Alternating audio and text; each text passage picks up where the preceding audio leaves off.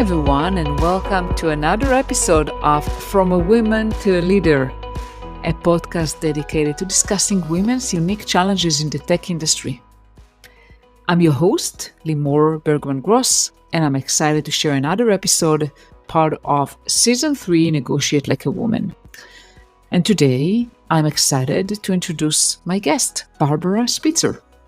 Barbara is the founder and CEO of Two Rivers Partners, and she has an impressive 35-year career as a trusted advisor to boards and CEOs. She specializes in technology-led transformations and has a wealth of experience in driving organizational success. And today, Barbara is going to share her invaluable insights on authentic leadership and effective negotiation strategies. You'll learn how to advocate for yourself with confidence, build strong professional relationships, and harness the power of self-awareness to succeed in the tech industry. So stay tuned for an engaging and informative discussion that I'm sure will empower you to lead with authenticity and negotiate like a pro. Let's dive in.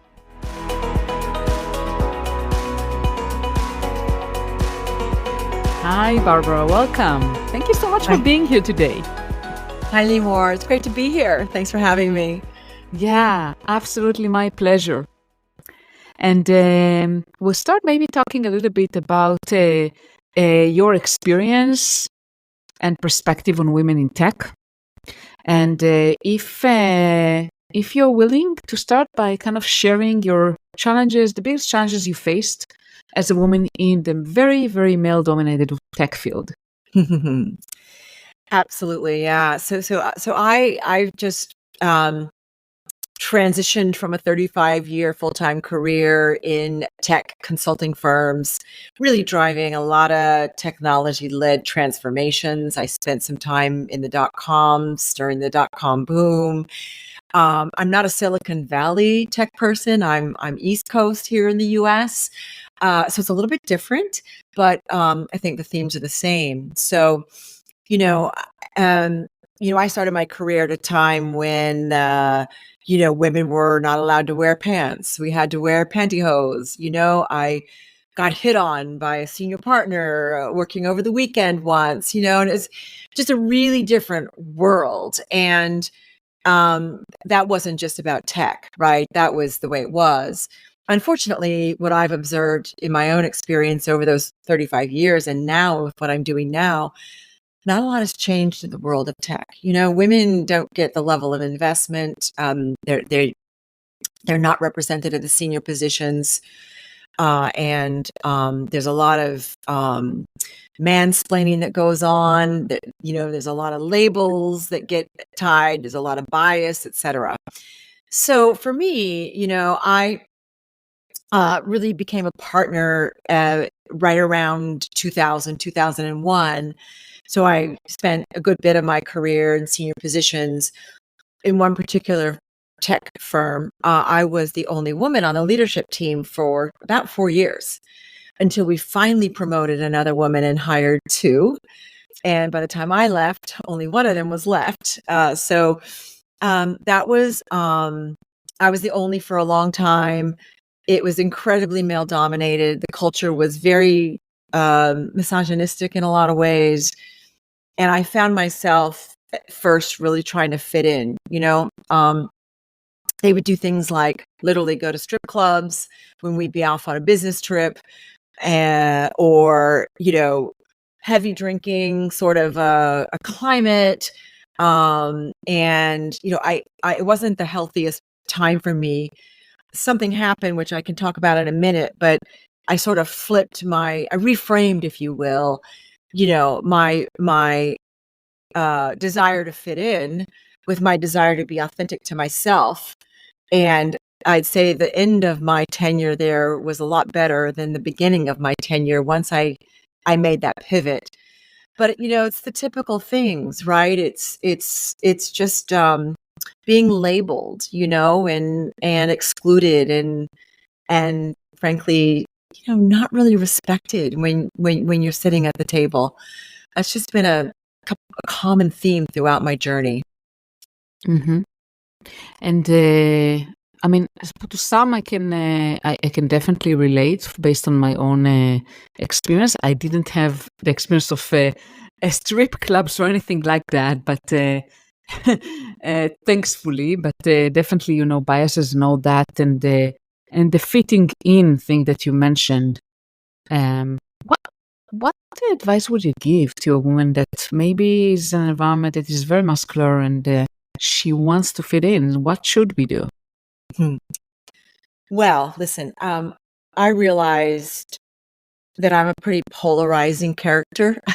I have a huge following of people I've worked with over the years, and so many best friends, male and female, from my 35-year working in these large firms.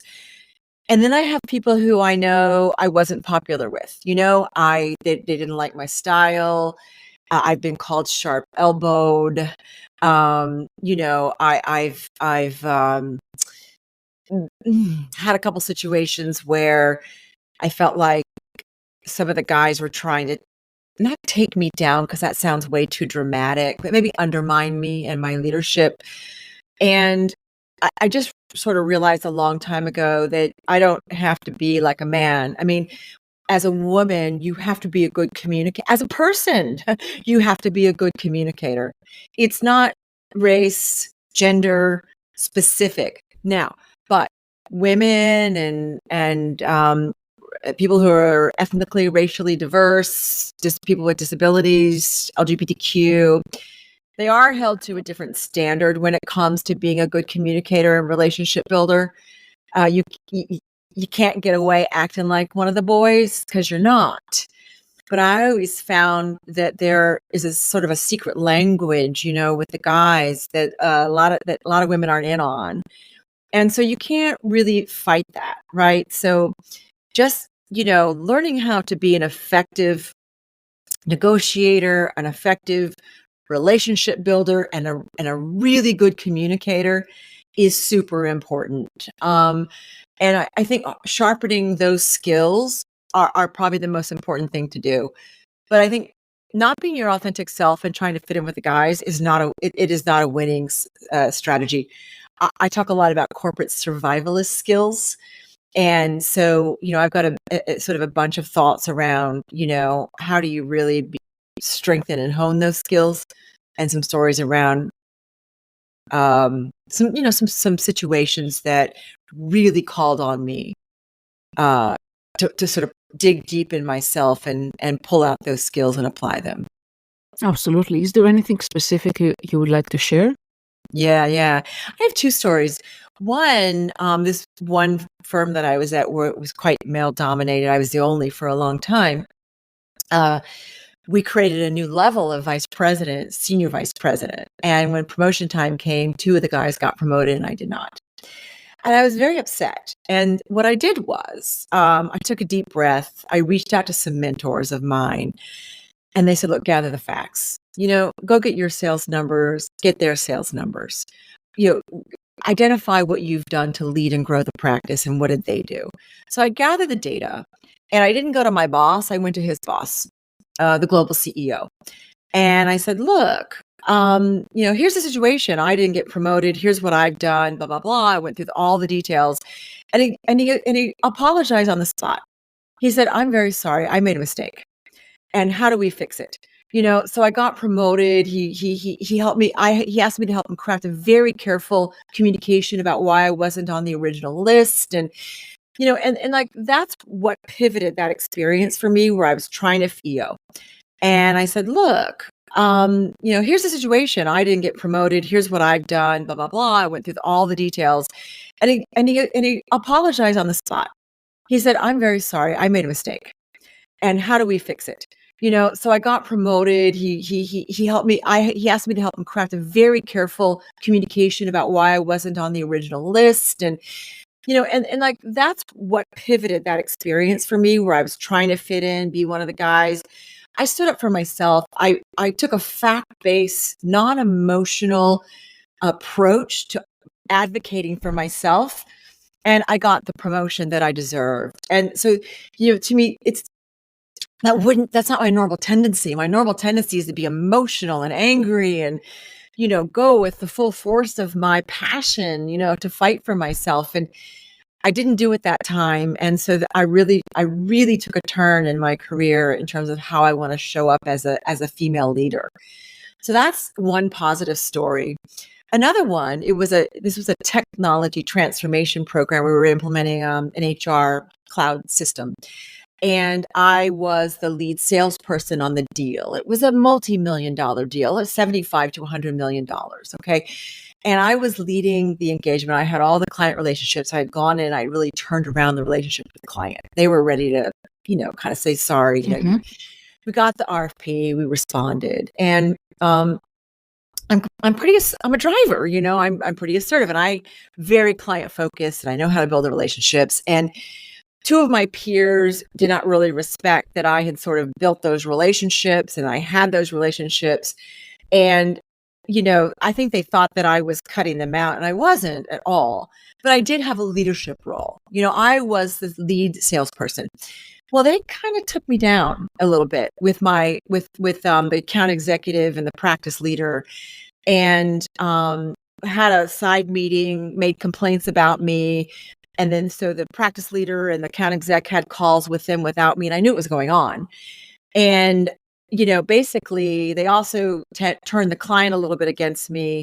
Not against me, it's the wrong word, but, the practice leader, long story short, was a woman who never really supported me along the way, and I knew it. So anyway, I called the both of them and I said, look, you've excluded me, you scapegoated me, and you haven't asked me for, my side and my view on the story.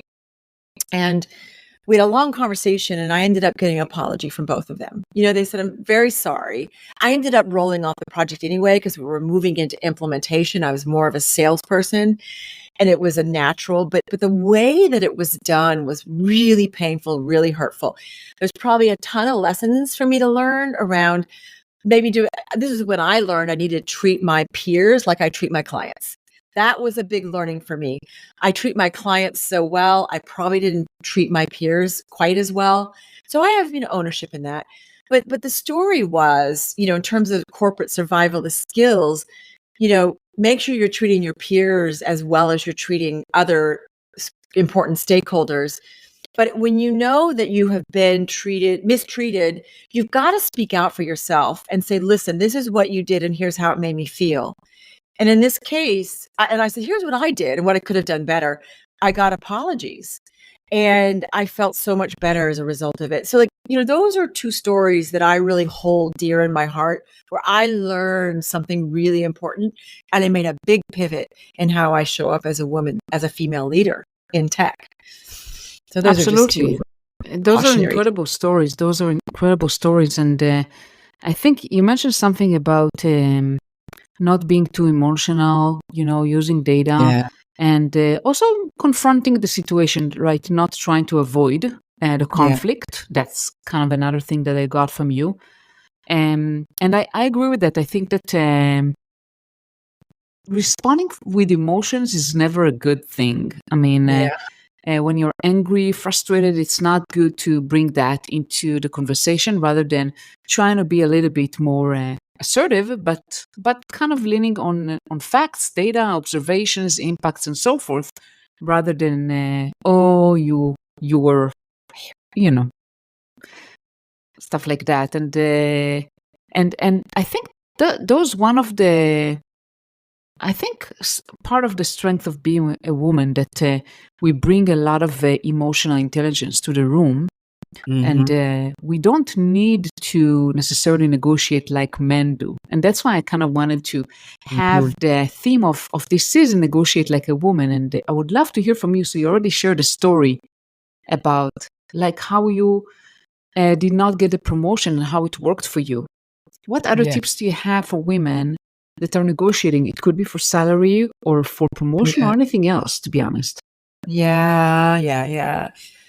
We all know, we leave money on the table, right? I mean, I read a recent study where women in STEM make $15,000 less a year or more than men, right? We leave money on the table. And we all know the studies, women won't apply for a job unless they meet all of the criteria. Men will say, oh, I got 3 of them, I'm definitely qualified. And, uh, there was a really interesting qualitative study that was done about juniors and seniors, women studying STEM jobs around. They asked the women to write a letter to the future student. What advice would they give? And they said, well, we all struggle. Okay. We need to be better able to accept failure. We need to tap the community, bring collaboration to the table, know when to ask for help, and believe in our self-efficacy. And I think that all of those things really struck me. I love the study because it was from the voice of students who are embarking upon this career.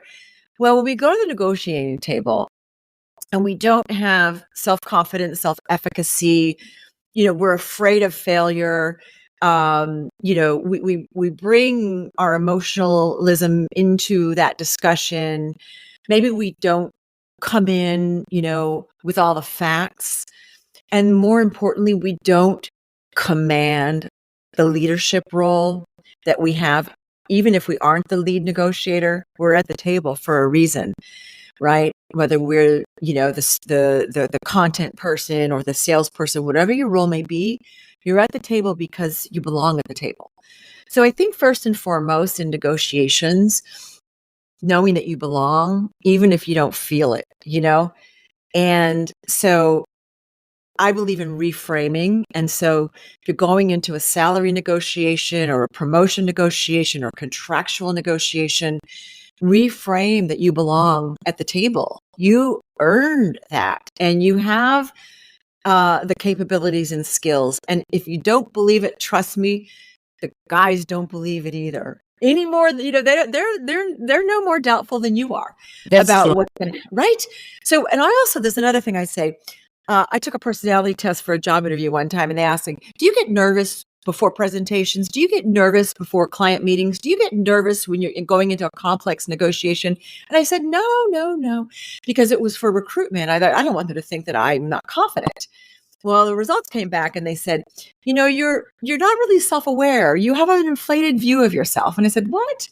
So they said, well, these questions. I said, oh, no, I didn't answer truthfully. I said, I get terrified before every presentation. I'm terrified before a complex negotiation. So everybody is. And if you're not nervous, then you're not prepared. You're going to go in and wing it, and you may fail, you may succeed. So recognizing that anxiety and nervousness is normal and it is the fuel. Like I have anxiety and it's my superpower. And it is the fuel to ensure that you are fully prepared. So knowing you're going in position, like if you're going to go and negotiate a salary, do some market research, and it's a lot available these days, try to understand, the gap in terms of you as a woman versus men, or what have you done to take the next level job description above you and identify the 5 or 6 things that you're already doing above that and why you deserve it. So it's about being prepared. So there is no magic bullet to be a better negotiator as a female. To me, it's all how you show up and prepare and be prepared. Mm-hmm. Definitely.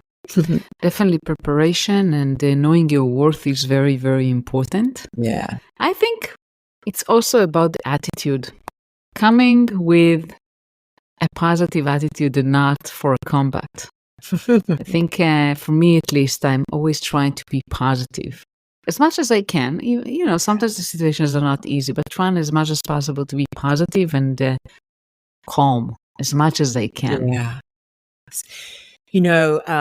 I've always been on the selling side of the contract negotiation table, never the client side. And there's nothing worse than sitting across the table from a combative client negotiating with you for the best price, the best terms. It's horrible. It feels awful, right? I've also sat at tables with a very collaborative and friendly client. And, so much better, right? So you're right about that. I could not agree more. And yeah, that confidence is key. But uh, it's kind of also knowing, what your end game is. What are you willing to leave on the table, and what are your non-negotiables? Because if you can be really clear about what you're going to give back, then you're going to get those things that you really want. Don't go in wanting everything because it's not realistic.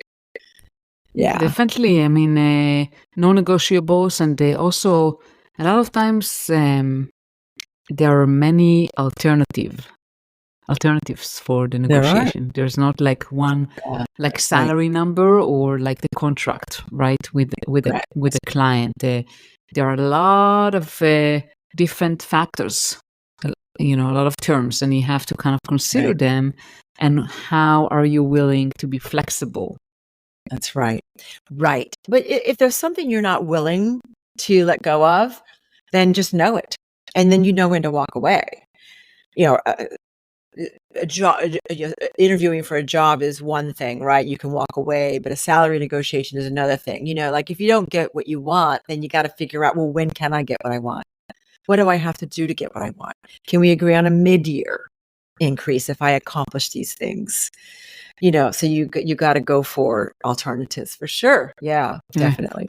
Yeah, I was always surprised, that when I asked for money, and I usually gave a higher number than I wanted. Yeah. And it works. It works a lot of the times, because then they appreciate you more. Say, oh, she wants that. Not always they can give me what I want, but I put myself at a higher position. Yeah. And also, saying I want is the wrong way to go about it. Saying I need is the right way to go about it. And then being able to articulate your values succinctly and why needing that level of salary or that promotion is warranted based upon your proven worth. And yeah, so that again, that's the preparation that you need to do. But yeah, go in with a higher number for sure. And then what are you willing to settle for?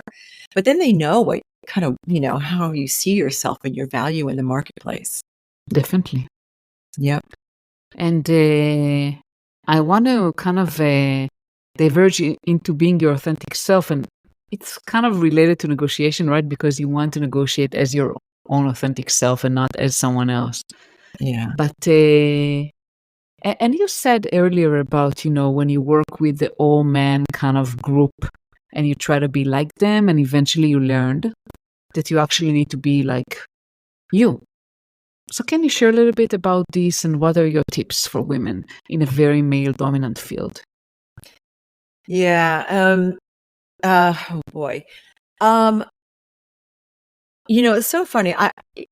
You said something in the last bit that we just discussed that I wanted to hit on as a way to answer your question. Mm-hmm. I left one of the large firms and started my own business in 2020. Oh, I don't know, 15, and did that for several years. And then I got a call from a very large firm to come back and run a practice for them. And I was like, oh, it's too toxic for me. I know it's not going to be good. But the opportunity to have another 5 years of wealth creation, and also the wonderful role that was being offered to me, I decided to go do it. And I went in a little bit with the wrong headset. Back to if you go into a negotiation aggressive and combative, I went in, this is going to be toxic. This isn't going to be good for me. And so what happened? It was a struggle. I had taken a job that another guy wanted, and he was hard on me, and rather than stepping up into strong leadership and confidence, I think I was a little bit combative with him. It's looking in hindsight, right? So it is how you show up. So, is my authentic self a combative person? Maybe, but I think that is actually, so we all have two sides of our personality. We've got the light side, which is how we are when we're self-regulating, when things are good and we're regulating ourselves. That is our true self. But the other side of our true self is when we forget to regulate because we're in a crisis, we're stressed, right? Went in with my dark side. I wasn't regulating, and I was more combative than I should have been. And I had some recovery work to do. And it turned out fine. But I was like, why didn't I go in regulating, my tendency, my personality tendencies? So your authentic self is both the great you and the dark side of you. That is authentic.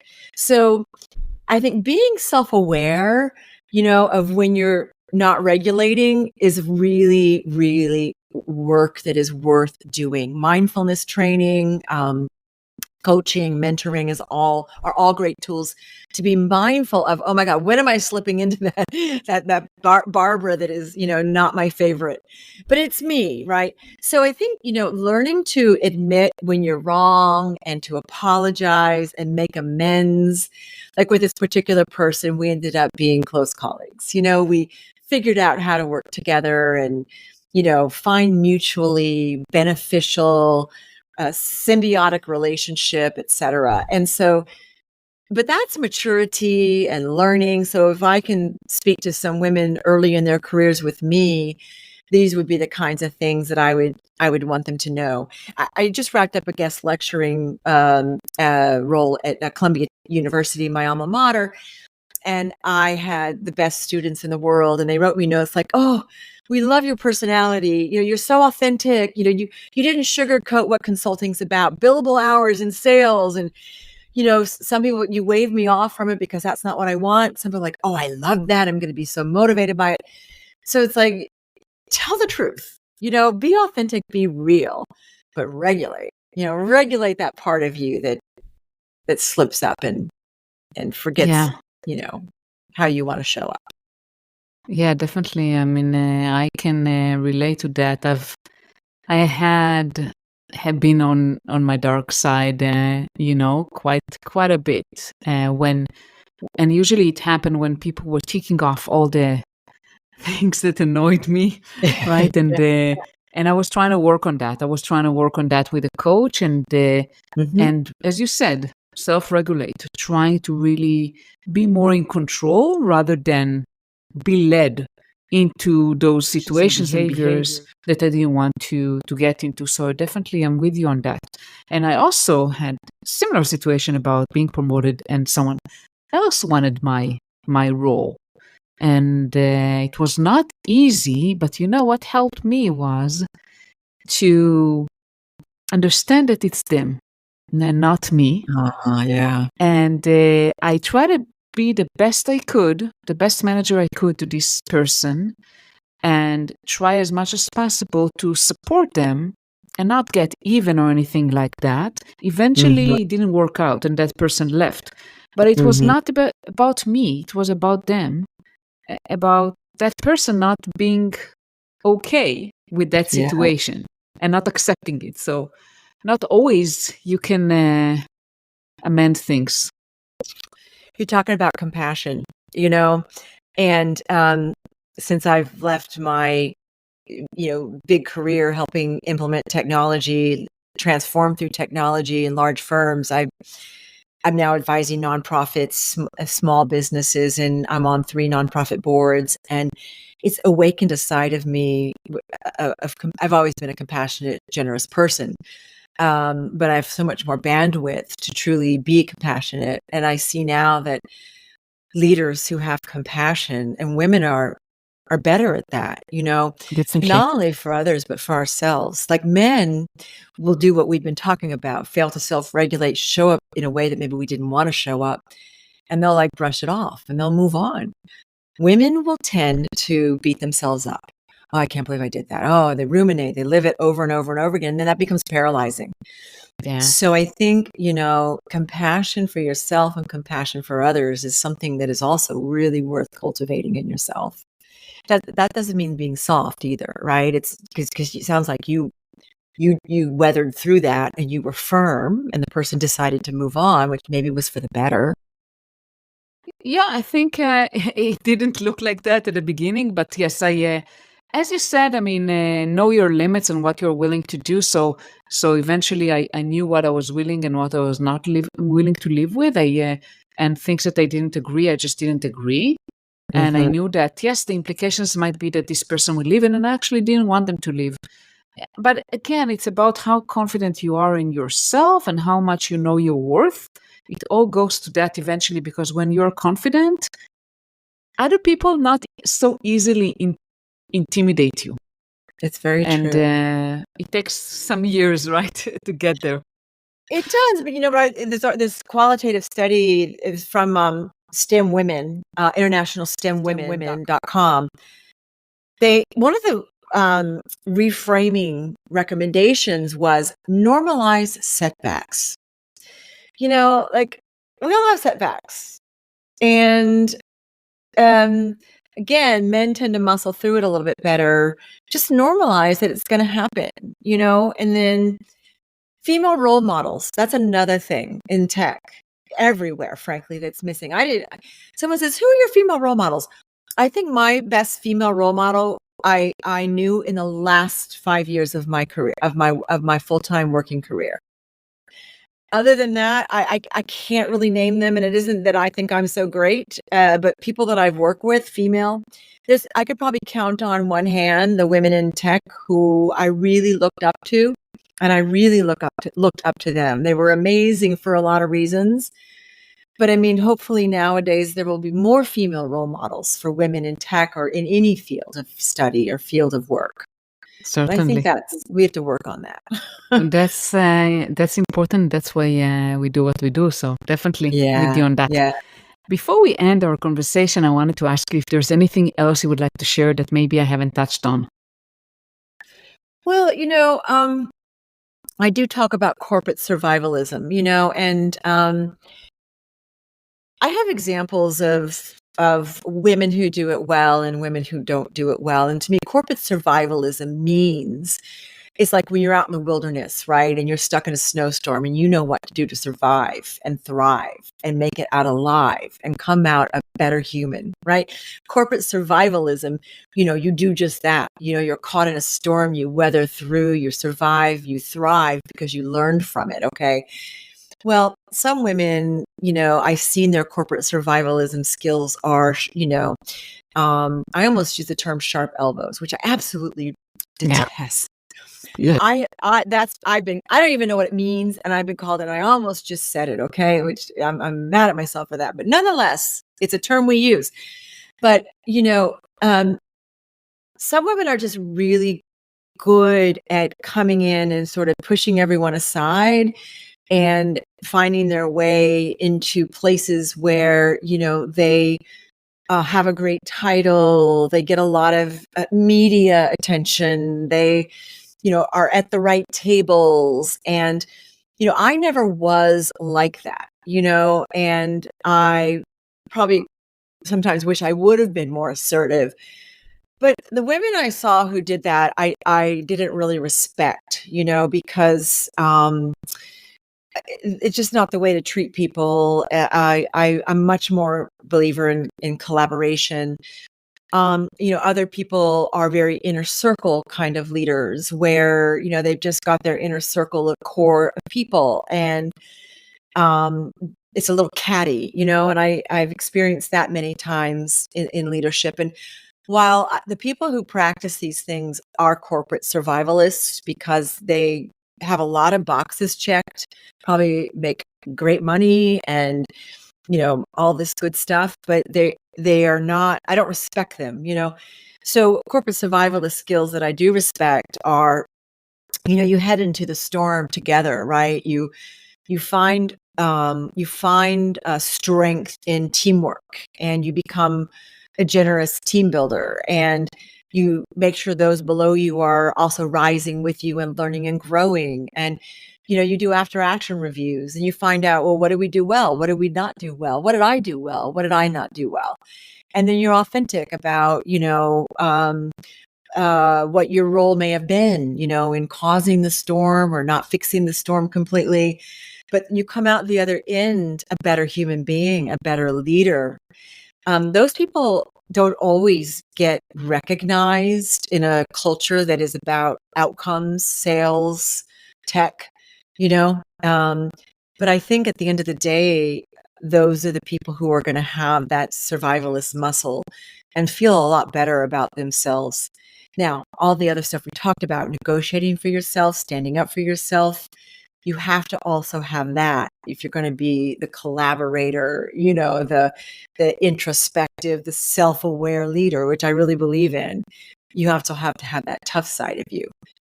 But getting ahead at all costs and stepping over people to get there, that is not the way to go. And we all know that. A lot of guys are really good at that. And I really dislike that. And cultures that allow it, when the next generation starts to grow up, they're not going to tolerate that. They will not tolerate that. Trust me, I just taught a bunch of young people and they are savvy, smart, and they do not like that culture. So we need to evolve. Definitely. And Barbara, how can people find you? Well, I'm on LinkedIn. I'm super active. Barbara.Spitzer. Please find me and connect with me. And my own company, Two Rivers Partners. It's tworiverspartners.com. Two is TWO is spelled out. And, find me there. Definitely. And I'll put the links in the show notes. And I want to thank you, Barbara, for being here today and sharing your wisdom with us. Thank you so much. Thank you, Limor. It's great to speak with you.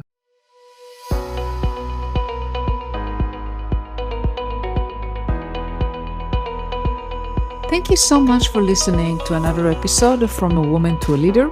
I hope you enjoyed my conversation with Barbara Spitzer. And as always, I welcome any feedback. Please review my podcast, share with whoever you think is going to help, and subscribe to be notified of new episodes. Before we wrap up, I wanted to share a preview for next week's episode. I'm gonna joined by Chiquita Hall Jackson, and she's a top employment attorney known as the discrimination disruptor. And she's gonna share her incredible journey of resilience, overcoming 45 rejections, and eventually starting her own practice. And she'll share tips on navigating workplace discrimination, building a support system, and making your work visible. So definitely, if you're looking for inspiration and actionable advice on advancing your career, you don't want to miss this episode. And please make sure to subscribe and tune in to next week to hear Chiquita's powerful story and insights. See you next week. Thank you.